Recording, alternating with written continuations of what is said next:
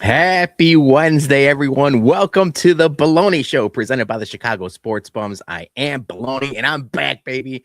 Back on our regular Wednesday, 8 p.m. schedule. Feels good. Feels good to be back. Feels good to talk some music with you tonight, although I've been waiting, and now I'm going to complain into the void today about the lack of the Avengers Doomsday trailer. We're just never going to get it.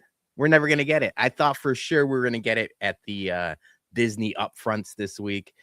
There's a rumor that we're going to get it tomorrow night for the NFL schedule release. I mean, I know all the big conglomerate companies are trying to, mesh together and trying to get eyeballs onto everything, but makes zero sense to release Avengers Doomsday trailer for an NFL schedule release. Should have released months ago, if not weeks ago. Not today. Frank's in the comments. I want to shout out Frank. He says hello. And he says, cool hat. Appreciate that. Yeah. Sox are playing right now. So hopefully you guys got me on the second screen or maybe first screen, depending on how many TVs you got. We'll see if JT shows up in one of his 8 screens. HBIC's in the comments. Salute HBIC. Yumpers says, hermano. I'm going to talk about Yumper in a little bit because I am breaking down my favorite albums for every year that I was born. This is an exercise that somebody was doing on TikTok, and I thought this is really cool because it makes you think about a lot of different genres. It makes you think about a lot of different things, but also I wasn't going to do it on TikTok. I don't know how to take nor talk, and I just wanted to do it on the Bologna Show. So that's what I'm doing. Dougie Fresh says, yo, yo, yo. Dougie's got a show tonight. I wasn't able to watch Ballstool tonight, but I think he goes under the knife. So I'm excited. I'm probably going to do that after his show tonight. So I'm only here for a good 45 minutes, and then you get Dougie and Mikey Betts and a couple other special guests. I think his name's Michael. They're going to talk Ballstool episode 3. So I better get going. Yum. Joey B says, hermano, as always.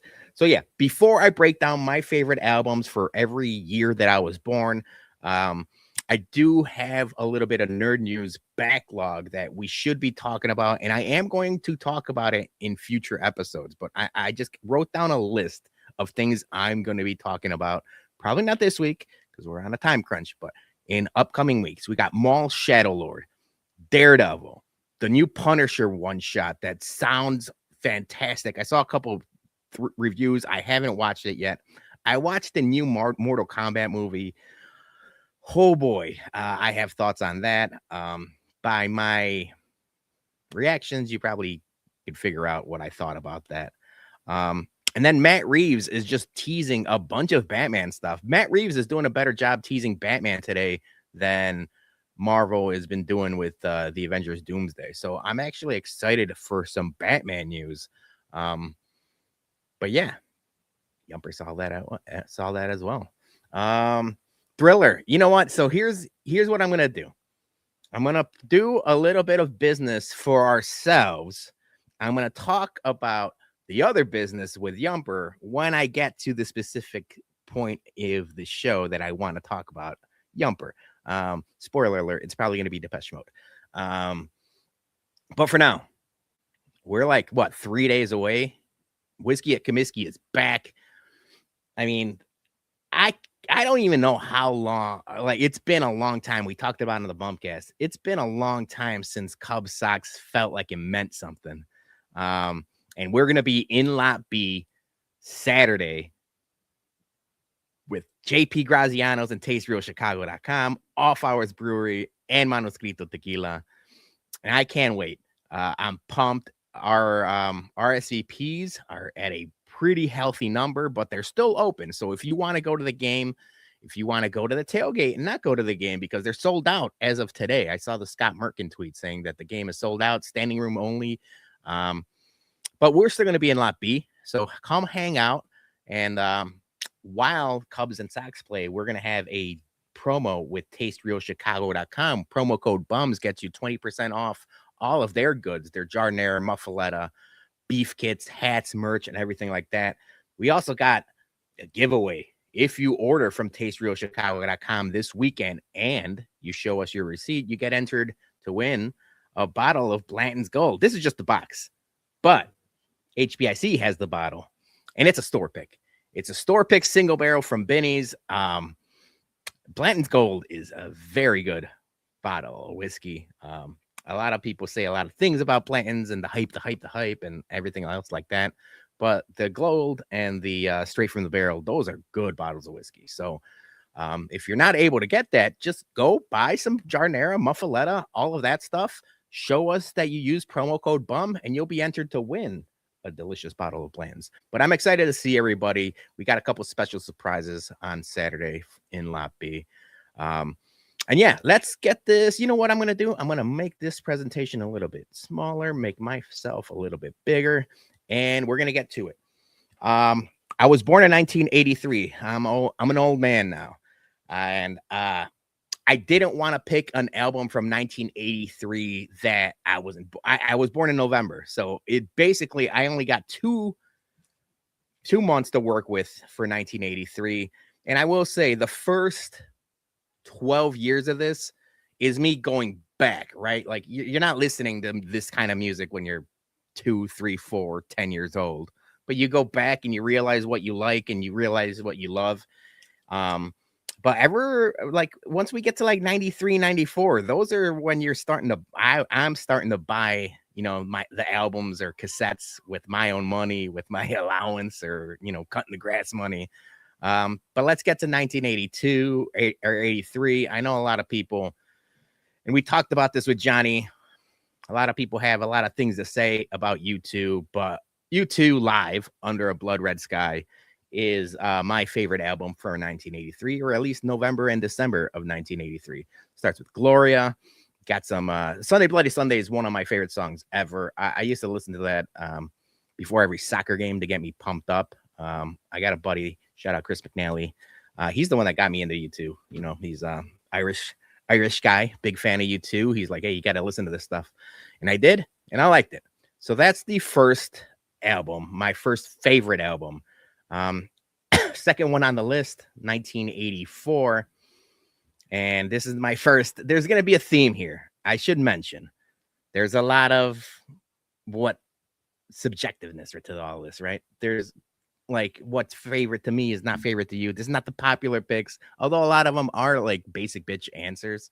But there's a theme to a lot of them, and it's that I'm an emo kid at heart. White Sox emo night is tomorrow night. Julie and I will be there. And you can't get much more emo than the Smiths. The Smiths, you could say what you want about Morrissey, but going back and, listening to their catalog, there's a reason why I wear black a lot of the times. I wear black hoodies, black T-shirts all the time. And that has a lot to do with all of this, not just the Smiths, but, like when the Bunnymen and then going back to, Dashboard and all that stuff from like the late 90s, early 2000s. But yeah, this Charming Man still holds up. I love that song. There's so many different covers to it. The Killers' Brendan Flowers does a awesome rendition of this Charming Man. But yeah, so that is my favorite album for 1984. The 1985 one was tough. I used a couple different resources to look at like release dates and charts and different things like that. There are some good 1985 albums, but considering the popularity, and I got to shout out Johnny. I know Johnny loves this band. is Tears for Fears. Not just Shout and Everybody Loves to Rule the World, but like this whole album is solid. I was surprised, and this is the first year where I started doing this exercise where I thought like, wow, I wouldn't have thought this is my favorite album from 1985, but now going back towards it, I'm like, yeah, this is this is really solid. I know he loves this album too. But yeah, so 1985 is Tears for Fears, Song from the Big Chair. Next up, Beastie Boys. I don't know if my guy Gordo is watching. I know he watches most of the bum stuff, but he's a huge Beastie Boys fan, and so am I. Beastie Boys is on this list a couple times, and you can't get much better than License to Ill. I remember having this and then borrowing this because obviously I was still a child. I didn't start listening to them until the 90s. But my buddy Rick Brown's older brother was really into the Beastie Boys. So I would borrow his cassettes and CDs, tape them. You could, if you had like one of those boom boxes, you could record CDs to cassettes. So I would just like rip CDs and like record them to cassettes. This was before burners. Once the laptops and the computers, you were able to burn CDs. That was a game changer. And then Napster and Kazaa and all that stuff. That was a different time. But before that, I was trying to rip CDs and make them into cassettes. And this is one of the first ones I did. So Beastie Boys, License to Ill was my 1986 pick. I know. Burke's in the comments. Great pick. Appreciate you, Burke. Yumpers saying Broken Head over heels leading is great. I agree. Excuse me. And then next up is another U2 album, The Joshua Tree. 1987 had some really good albums. I was going through a couple of them, but when it came down to it, I really think that Joshua Tree is one of probably my favorite albums of all time. I'm probably gonna say that a lot while doing this exercise. But this was before the sellout. This was before, I know, Joe Bourbon, Colonel Bourbon, he said U2 was great until they found out they were great. I think this was still before they found out they were great. This is before like the whole pop era of U2. So Joshua Tree is my favorite from 1987. HBIC says Vanilla Ice better be on this list. I'm going to be honest with you, Jay. If I were to pick between Vanilla Ice and MC Hammer, I was a Hammer guy. I was a Hammer parachute pants guy before I was a Vanilla Ice guy, but neither of them are on this list. All right, next up, we got Erasure. Erasure's Innocence is 1988.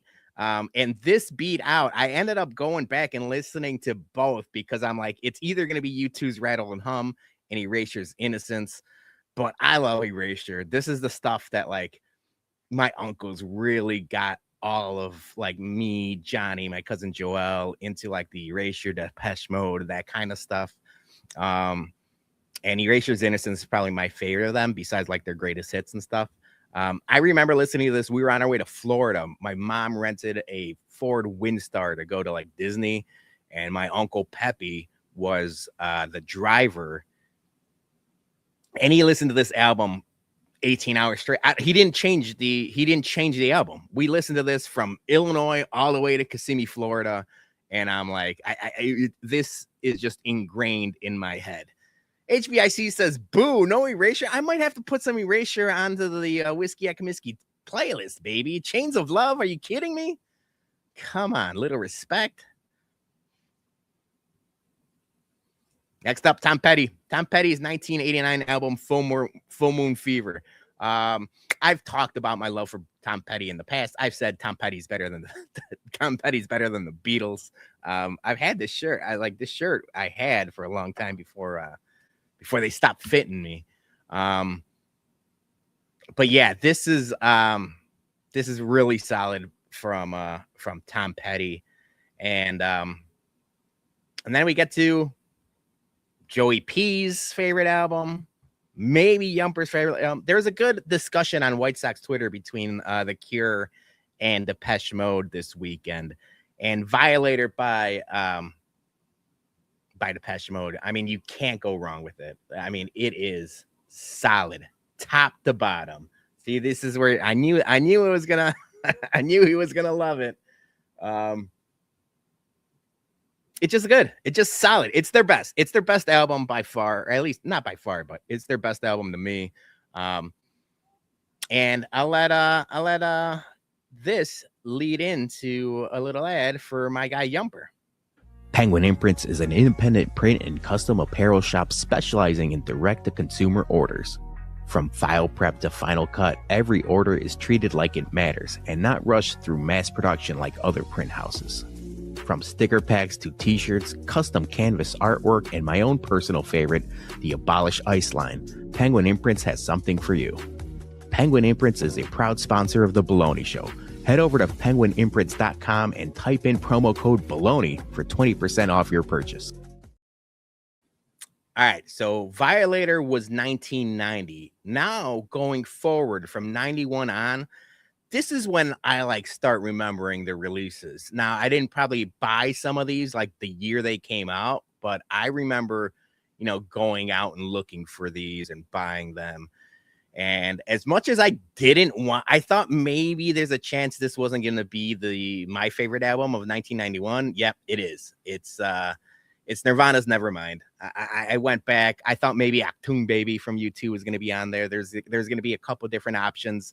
But when you get down to brass tacks, this is still a solid, might not be their best album, but it's a solid album. I didn't know what to do with the kids dingling on YouTube, and we're monetized and stuff like that. So I had to kind of censor the album cover, if you will. So if you're not listening on, if you're not watching on YouTube and if you're listening on Spotify or Apple Music, I apologize. I won't tell you how I covered the dingling. That's a tease for you to subscribe to the YouTube. But yeah, this was the first album where I remember, in grade school, like people going crazy for and like, have you listened to this? And or like, do you know of Nirvana? And I was like, yeah, I've heard of them. And then I remember one of my buddies. I'm just shouting out buddies now because we grew up together listening to different music. Mikey Paskett, I know he's a Sox fan. He had like a Fender Stratocaster, and he would just play Smells Like Teen Spirit like all the time. But I love this. Yumper says, I listened to this album so many times. Emma says that In Utero is better. LOL. That's where I was thinking. In Utero I think I like In Utero better as well. And if we're not doing like the greatest hits, I like their Unplugged album a lot. I've talked about that. But this is still my favorite album from 1991. Johnny's here, and he says, I just had here, start over. I can't, man. We're on a time crunch, and Dougie's going to be on in 45 minutes. So I'm going to keep rattling this off because I still got like 30 years worth of albums. Because once again, I am old. Next one up is my first rap album. I guess, Beastie Boys was the first rap album, but this is the first, gangster rap album of the list. And it's The Chronic. I remember my cousin Joel was the guy that influenced all of us, and I'm talking Johnny and myself, into the whole Dr. Dre, Eazy-E, Snoop Dogg of it all. And this, I got in trouble. Me and the aforementioned Chris McNally got in trouble for arguing about Dr. Dre and Eazy-E, and we were reciting some lyrics in St. Patricia grade school in 4th grade. And the teacher heard us, and we had to write every word in the dictionary from letter A. So every A letter in the dictionary, we had to write the letter, the definition, everything, because of Dr. Dre's The Chronic. So I had to put it on the list. I was a troublemaker back then, and I will not apologize for it. Next up, again, one of my favorite albums of all time. I like this album better than Dr. Dre's The Chronic, and it's Snoop Dogg, Doggy Style. This is probably the rap album I've listened to the most in my life. I had no business as a what year are we at? 1993. So as a 10-year-old, 11-year-old, I probably got this later than 93, but 94, 95. I had no business singing Guess Who's Back in the Motherfucking House with a Fat Dick for your motherfucking mouth. I had no business saying that. But I did, and I have been for the last 30 years. I love this. I mean, Gin and Juice, Lottie Dottie, Murder Was the Case, all good, top to bottom, no skips. Nutty, I won't even skip the skits, which a lot of people skip the skits on, some of the 90s rap albums, but I ain't skipping them. Next up, 1994 is probably the hardest of the years I had to pick. Some of the honorable mentions was Green Day Dookie, which I cannot believe I didn't put on this list. Oasis, Definitely Maybe, also not on this list. And it's because, and this is the first time I could probably hear the audience groaning, but this is my list. And this was influential. I've talked about it. It's Weezer's Blue Album. Weezer's Blue Album is my favorite album from 1994. And this, again, has no skips. I remember, and I've talked about it in the past, so I won't, keep you guys too long. But these guys were talking about Star Wars and X-Men and singing songs about that. Young impressionable Bologna didn't even know you could sing about those things. I was like, holy shit, these guys are nerds like I am. This is a nerd show, by the way. I was like, holy shit. My Name is Jonas, No One Else, The World Has Turned, Buddy Holly, Sweater Song. No skips. Even Surf Wax America. Surf Wax America was basically Weezer trying to do the Beach Boys, and they did a great job. It's a Beach Boys song, basically. So yeah, I'm a huge fan of the Blue Album. I like Pinkerton a lot too. And then after that, they kind of fell off. Although I do like the Green Album a good amount, especially when it came out. But yeah, Yumper saying Say It Ain't So. Buddy Holly, one of my favorite musical videos. Yeah, the whole Happy Days theme of that was awesome. Back then, you too, right? Like this came out 94, 95. That was some good, whatever it was, editing, CGI, splicing things. Pretty good for a music video of that genre. So yeah, I really was shocked that I picked this over Dookie or Oasis, but when it came down to it, I've seen them play this live probably like 3 different times, and it's been awesome every time. So yeah, Yumper saying green screen. Yeah, produced by Rick Ocasek. All right, next up, where you're at? I got a notes here. All right, so yeah, I skipped definitely maybe because next year they came out with What's the Story, Morning Glory, and even though Wonderwall is their biggest hits, not my favorite on this album, but Don't Look Back in Anger is probably my favorite of this album. This album was the reason I bought an acoustic guitar. Never played it. I think I played it for 2 seconds, and then I think my sister stole it. I think Sandra plays more guitar than I do. But I wanted to learn acoustic guitar because obviously everybody wanted to learn the Wonderwall. Johnny's saying my favorite album from beginning to end. Yeah, I like Definitely Maybe a lot. I just like the Blue Album more. And so for 1995, nothing was going to beat What's the Story, Morning Glory. Yeah, Weezer last year, we were there. We were at Riot Fest last year for Weezer. Not great. They haven't been good in a while. I was lucky enough to catch them, pretty early on. I was young, but I remember watching them. A couple jamborees, maybe a couple different Q101 things like in the early 2000s. They were still good then. Yeah, they were mailing it in last year at Riot Fest, but I agree with you, Burke. Next up, Sublime's self-titled album, 1996. This is another album, no skips whatsoever. It's just interesting. This is always the what could have been, right? What could have been with Bradley Nowell, because his career got cut short, and they came out with this like absolute banger of an album, and then weren't really able to follow it up as they should have. Again, no skips. Yumper saying doing time. Obviously, Santeria is their huge song. But even like Caress Me Down, it's no skips.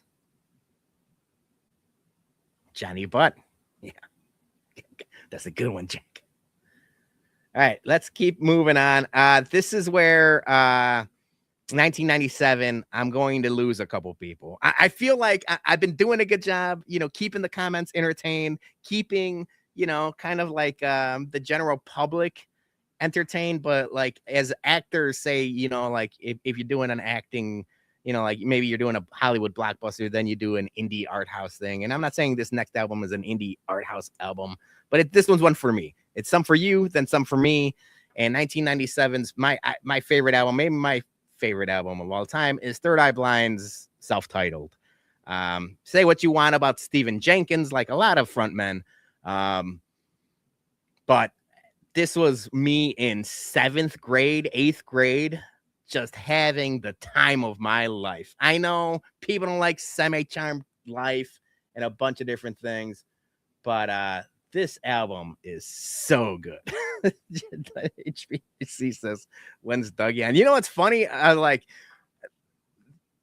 This is a Ball Knowers album. I've actually had a conversation with Big Cat, of all people, Barstool Big Cat. He loves the first 3 Third Eye Blind albums. And this one was my favorite of the 3, but they're all really good. They have like a 3-album run that I would put up against anybody. It's just like they got lost in that like 90s alternative pop like genre. Like a lot of people will compare them to like the Matchbox 20s of the world, or like different, more poppier stuff, but I still think they leaned way more, alt rock. Yeah, Johnny says, I remember you would play the shit out of this. I still do, dude. That is I Am Sorry. Now, all right. So next one up, I know me and Gordo have talked a lot about this, but this is Beastie Boys' Hello Nasty. This is my favorite album of 1998. I remember being excited for the release of this. They teased this. They would go on MTV all the time. Like this was one of the most hyped releases. They had not put out an album in a couple years, and I was excited for this. I didn't know if it was going to live up to the hype, and I played the shit out of this album too. This is my favorite. 1998 has some absolute banger of releases. Johnny's right there with me. I know there's a couple Beastie Boy fans. But yeah, even like the way it started off with Super Disco Breaking, that's a good start to the album. It was like a good vibe song to be like, hey, this is what we're doing. And just like the samples and the beats that they used, it was bar none. I'm gonna lose you guys. I'm gonna lose you guys in the 2000s. I'll guarantee you that much. This is more the general public ones. So 1999 is Enema of the State. Enema of the State, when this came out, I tried to get Johnny into Blink 182 a bunch of different times, and he did like it, but at this point, Johnny was listening to more like the Korn and like Stone Temple Pilots, and I was listening to the Stone Temple Pilots as well. But then I went more of like the pop punk, emo. I call it punk rock emo pop is what Yumper says. Hell nah. It was influential, man. And not only that, but look at that album cover. Of course, an impressionable young Bologna is going to be watching and liking that. See? HBIC says, good pick. See, now this is what I wanted. A little bit of discourse in the comment section.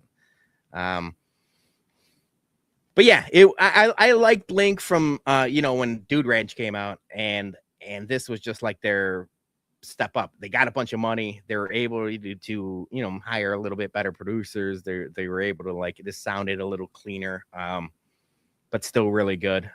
So yeah, that was my 1999 album. This is where I guess put me on mute and start watching the White Sox games if you dare. Oh, I've talked. I've talked about Red Hot Chili Peppers Jumper. You don't want me to go on this rant. I think I did it once when Johnny was on, when we were doing the 50 best bands list. And you don't want to hear that. You don't want to hear that. Yes, over Californication. Dashboard Confessionals, 2000 album, Swiss Army Romance. This is when I fell from pop punk to straight like emo. Chris Carrabba, one of my favorite artists of all time. Me and Julie, I've seen him a million different times, although not for everybody, because my man Johnny is in the comments. I took him to a Dashboard Confessional show way back when, probably in around 2000, 2001. He didn't like it because it was all emo kids. It made him drink Budweiser. It was the first time Johnny drank, is because I took him to a Dashboard show. But yeah, this album, I remember listening to this on the drive home from soccer practice, and I didn't know what it was. One of my other buddies, who's actually plays the drums on my intro music to the Bologna show. He was in a band called Mayfield. He started To Define Records. He had an early Dashboard Confessional CD, and we listened to it on the way back from Indiana. We were running up Mount Baldy for soccer practice, and he played this, and I'm like, what the hell is this? This was like super in his fields kind of things, and I've been hooked ever since. I was hooked ever since. Yep. It was his first time drinking. Nothing more emo than drinking Budweiser at an emo show, Johnny. You're one of us. Burke's right there with me. I appreciate that, Burke. All right, so this goes on a run. This is Jimmy Eat World's Bleed American. I remember I bought this CD the day it came out. It came out and I bought it. No skips. Me and Mailman Jack talk about this record every so often. Then they ended up changing the name of this because this released right before September 11th. This was 2001. This is Jimmy Eat World. So they changed it to self-titled. It was Jimmy Eat World's Jimmy Eat World for a while now, and now they changed it back to Bleed American. But yeah, this song, I mean, besides the poppy, the middle, and everything like that, Hear You Me, praise chorus, Get It Faster, all good songs. Jimmy Eat World is a band that like they'll get put into a lot of like those Q101 shows, like, you know, the Christmases or the Jamborees or whatever they call them now, picnic.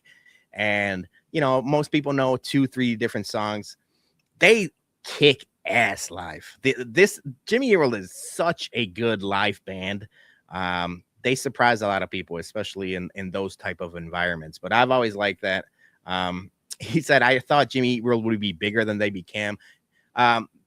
I think Jimmy Eat World, and there's another band that's not on this list, but I'll talk about it now because I think about them in the very same vein. Jimmy Eat World and the Silver Sun Pickups. I don't understand why they're not like one of the bigger bands. They have everything: the songwriting, the production, the live shows, the lyrics. They have everything what I thought would make a bigger, you know, more popular band. And I think the same way about the Silver Sun Pickups. Silver Sun Pickups is just like an underrated band, but a huge fan of both of these guys. So now where are we at? 2002, the album that I've listened to the most, almost probably ever, is Taking Back Sundays, Tell All Your Friends. Cute Without the Cut from the Team was the song that I probably listened to the most ever. And this is like, right in my emo pop punk phase. So yeah, that was 2002. And then from there, you go to a band that Taking Back Sunday was feuding with because of the whole New Jersey scene. Stole My Girlfriend. You used to be in my band. Now I'm not. It's Brand News. It's Brand News, Deja, and To Do. And Me versus Maradona versus Elvis is one of my favorite songs of all time. This album cover, I remember when I bought this, I'm like, this is fucking dope. If you go to a bunch of different scenes, you know, the scene kids love getting this tattoo of the astronaut guy. They love getting this. Wait, hold on, Johnny. Johnny says I'm out. I'm gonna pull you back in a couple years. Let me go fast here for a couple of the albums. Because I feel like I am losing some people. Next up, The Killers' Hot Fuss. This was Killers' debut album. I remember seeing The Killers really early on at the Rave in Milwaukee. They put on a hell of a show. Brandon Flowers, I'm convinced, is one of the better frontmen in the last 25 years or so. And, you know, besides the Mr. Brightside, which is like their most popular songs, it still gets played everywhere you go, you know, clubs, concerts, like sporting events. Mr. Brightside but like Jenny Was a Friend of Mine was good. Smile Like You Mean It is great. Change Your Mind. Midnight Show is like gets you pumped up. This is I think their best album, and they have a lot of really good albums, but like this this is like a lightning in a bottle, almost like 2005 White Sox, right? Like I don't know if you could ever recreate it, but like for some reason everything came together. And I remember I probably played this for like 3 years straight. Yeah, playing Mr. Brightside at weddings is weird. Like, you know, like people get up for Mr. Brightside because it's like an upbeat song, but you listen to those lyrics and you watch that music video, you shouldn't be playing that at weddings. I agree with you. HBIC says banger after banger. Yeah, this is a top tier album, at least in my eyes, because once again, this is my list. Gets the people going. All right, before we get to the next one, I've been talking for 30 minutes, haven't had a damn sip of water. I'm drinking no free ads, but I'm drinking some liquid though. All right. This is where now we're going back to the rap. I really thought College Dropout was going to be 2004, but as much as I wanted to put College Dropout, I thought Hot Fuss was a better album. So the Killers beat out Kanye in 2004, and Panic at the Disco is A Fever You Can't Sweat Out almost beat out Kanye. But when I thought about it, I'm like, I can't be putting Panic at the Disco over Late Registration. Even if my own list, I'd be fucking pissed off about it. So yeah, there's gonna be a couple Kanye albums in the next, you know, decade or so. And this is the first one I have on this list. Wake Up, Mr. West. Heard him say Touch the Sky, Gold Digger. Like Drive Slow. Me and Yumper have actually talked about it. Such a good song with Paul Wall. And then, yeah, it ends with Diamonds from Sierra Leone. One of like that song still holds the test of time. So, yeah, this is my first Kanye album on this list. And I thought College Dropout was going to be on it, but definitely no. Johnny saying that Kanye album was better. College Dropout better than Hot Fuss? That's tough, man. That's a tough coin flip. This should be on the playlist for Saturday. Oh, maybe I might have to make a couple of these. You know what? We don't have. I had the Bologna show with our guy Jose, Kickflips Threads, a couple of weeks ago about is Kanye back, and we haven't had much Kanye on the Whiskey at Kaminsky playlist, because he's been kind of a jackass. He's been kind of a fuckboy, if you will. But it sounds like people are kind of getting, you know, like he's getting back in people's good graces. I might have to put a couple Kanye bangers on the playlist. Next up, it's My Chemical Romance, The Black Parade. It's my wife's favorite album. It's high on my list, but this is 2006. This is right when My Chem was at the peak of their powers. And yeah, This Is How I Disappear, you know, obviously Welcome to the Black Parade. Cancer is one of the saddest songs you will ever hear. 21 Pilots does a really good cover of My Chem's Cancer, but if you listen to that song, it's just waterworks. And we saw them recently. I've seen them a bunch, but I saw them recently. They had Famous Last Words with the flames and the fire and the pyro. It's an awesome song. Tune in. We're getting there. We're moving right along. We got a couple minutes before Dougie's on the ball stool thing. So let's keep it moving. Graduation, baby. Burke called it.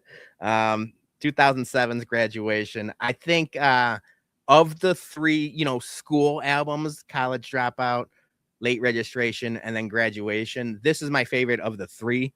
I remember when this came out, me and Johnny were watching Entourage, and they debuted that damn song on on on an episode of Entourage. And I'm like, oh shit, Kanye's back. This album is perfect. This is I'm not saying it's his best album, but it's close. I flip flop between these two. This is my favorite album cover. I used to have this album cover in my bedroom as like a poster. One of the better album covers of the last like 20 years or so. Yeah, see, support from Johnny. All right, let's keep it moving here. This is 1997 or no 1998. So we're at 1998 now. No, 2008. Jesus, where am I at here? 2008 was kind of a slow year for music, at least in my eyes. I didn't think this album was going to be my favorite album, but I went back, I did the list, I checked it twice like Santa Claus, and it's Kings of Leon's Only by the Night. I remember when this came out. I mean, this was everywhere. I mean, as soon as this came out, they were selling out arenas. They went straight from like the Metro to like the United Center in like a blink of an eye because of this album. I mean, this had, I think they ended up having like 5 singles on this album, and there's only 11 songs. Like, it's crazy. But yeah, so this is 2008's Only by the Night by King of Leon. Yeah, Jason. I mean, we had some fun back when we were listening to Kings of Leon in 2008. I didn't think you were gonna bring that up, you son of a bitch. That's fun. I'm gonna, you know what? I'll save that story for another time. But yeah, this is they had a couple good albums after this. But they didn't reach the peak of this. This was their magnum opus, if you will. All right, the next is 2009. This is Passion Pit's Manners. I went back. I thought it was going to be the XX's self-titled. The XX is playing Lollapalooza this year. Me and Julie really liked that first XX album, but we're getting to the point where I could actually check my stats after like 2012. I have all like my Spotify records, if you will, and stuff like that. And obviously this came out in 2009, but this is probably one of the most played albums. I mean, me, Julie, my sister Christy. I'm a big Passion Pit guy. They tried to make a comeback recently, but I don't think I don't think it took. All right, next up, the last of my Kanye albums, and this is My Beautiful Dark Twisted Fantasy. This is my favorite Kanye album. It was his 5th LP. But this is just like between Power, All of the Lights, Monster, Devil in a Dress, Runaway. I mean, this was peak Kanye. Yeah, Passion Pit. People know Passion Pit from the FIFA albums. For some reason, FIFA 09, FIFA 2010, 2012, the FIFA loved playing Passion Pit on all of their like soundtracks. But yeah, so this is my favorite. I keep saying it's my favorite, but now going back, it might be Graduation, but it's close. Next up, I actually just recently had a conversation with Tyler Nevis of the Ramova, owner of the Ramova, about Skrillex, and this is 2011, and I didn't think this was going to be my favorite album from that. I went back, I looked at all the releases, and this is the one I played the most. Again, me and Jason were big on Skrillex when it came out, and this was like a genre defining moment for Sonny. You know, like he was part of an emo band or pop punk band back in the day. And then when they said like, oh no, he's a DJ now, I'm like, what the hell is Sonny doing DJing? And he comes out with this blending and mixing of, and like, you know, people call it robot sounds and like, you know, just dial tones and different things. But it worked, man. It just worked for me. It's one of those things where like a lot of those songs are just like earworms. It feels good. Every so often you get it with like a little bit of a, you know, like a guitar riff or a bass note. I know Tame Impala has those bass notes that like just feels good in your ear when you're listening to it. For some reason, the beeps and the boops and the chims and the changs, they all work for Skrillex in my ears. So I This is my favorite album of 2011. But yeah, Jason was right there with me in the rain. Yeah, we saw him at Soldier Field. It was just pouring rain, and we were drinking our balls off. It's good times. All right, next up, the second of the Passion Pit albums, Gossamer. This is 2012's release. I Take a Walk is, again, Passion Pit does this thing where a lot of bands do, and a couple other bands I'm going to be talking about in a second do. They're like upbeat songs. They're feel-good songs, but they're like dreadful lyrics, like super sad lyrics. If you listen to Take a Walk as a dad and like as, like a guy that's, with a family, absolute one of the saddest songs ever, but it's like you're like bouncing to it because of the beat. I like when bands do that. It's kind of like the dichotomy of like, upbeat sounds and sad lyrics. It works, and it works really well with Gossamer. Cry Like a Ghost, another really good song. So that's 2012. We're up to 2013, and now we're gonna get to another run. This is the 1975. The 1975 has been my most listened to band, because now Spotify did that, like, wrapped, not even Spotify wrapped. They just like tally all of your music since you started Spotify. And the 1975 was my top band for, since 2013, basically. So this is their debut album, Sex, Chocolate, all of the big bangers, but like Paris. There's just so many good songs on this album. And for people that don't like the 1975 or maybe haven't gotten into them, a lot of the times when they first came out, they're like, oh, they're just trying to be Peter Gabriel, or oh, they're just trying to be like Genesis, or a bunch of different bands from like the 80s. They're just trying to be, Echo and the Bunnymen. And now you hear bands nowadays, and I've been listening to a lot of like, BBC Radio 1 interviews, different things like that. All the music from, 2024, 2025, 2026, the bands now that are just releasing stuff, they all sound like the 1975. These guys have like influenced the way music, especially alternative music, is being played. And I know a lot of people, Maddie Healy rubs people the wrong way, but I've talked about this a bunch now. I talked about it with Morrissey. Probably you could do it with like Liam Gallagher or Noel Gallagher. All of the bigger rock stars kind of rub people the wrong way. You have to have some of that assholishness to be a proper rock star. All right, next up, I really thought about, do I even put this on this list because I'm going to get flamed or I'm going to get in trouble? But it's my list. I told you guys all the time, and it's no surprise I am a fan. It's Taylor Swift's 1989. It's the best, in my opinion. Besides, like, I don't have Michael Jackson on this list. I don't have much, like pop music on this list, but I am a fan of pop music. This is the best pop album that's come out in the last 30 years. Like, from the start of Welcome to New York, the Blank Space Style, Out of the Woods, All You Have to Do Is Stay. This is a good ass pop album. See, I don't care what you say. I mean, there's a reason she sells out football stadiums left and right. The grimace before the reveal. I'm not apologizing for it. It's a good ass album. Wildest Dreams, also good. See, this is what I wanted. I wanted a little bit back and forth. I'm happy with my decision. See, good album. Johnny's right there with me. She's good. She's good. She might not be for everyone, but she knows how to write pop hits, and this is her best of the pop albums. Next up is Paramore's After Laughter. Paramore, I've waxed poetic about Hayley Williams and the importance of Paramore as a pop punk band, and now more of a just pop rock band. Hayley Williams is awesome.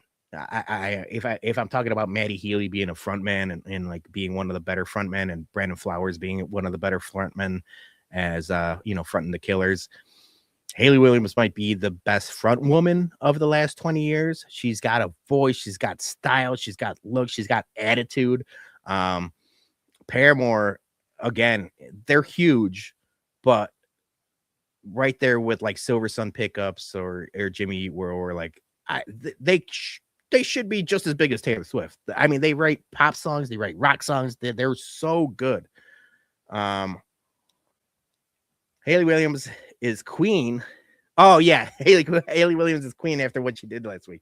Yeah, she's been pretty vocal about some political stuff, but that's what you do when you're a front man. I love Haley Williams. She's the best female vocalist right now. I would probably agree with you, Burke. She's got everything. It's the whole package, if you will. And this album is so good, so good. You got some upbeat songs, you got some sad songs, you got some, a little bit of something for everybody. All right, next up, where am I at? 2017. I'm gonna rip this off. This is another 1975 song. This is a brief inquiry into online minds. I won't have to say too much about the 1975 because I just wax poetic about them for a little bit. Sturgill Simpson's 2009 album, Sound and Fury. I love this album. This is probably top 6 albums of all time for me, maybe top 5 albums of all time for me. Sturgill Simpson, country guy, never really got into his country music stuff. He came out with this album. It also came with like a visual album that was basically an anime on Netflix. I remember when this came out, it was basically an anime music video to this entire album. It's so cool. It's so different. It's so good. Front to back, like it's just a fucking rock album. And I wish he would do more of this stuff. He only did it once. He is such an interesting artist because like he doesn't want to be defined by his country or his bluegrass or like his kind of like folk rock sometimes. But when he made this rock album, I fucking loved it. Bologna, check out South Arcade. A lot of Paramore feels. I've tried to get into South Arcade. I got to give them a proper shot. You're not the first person to say that.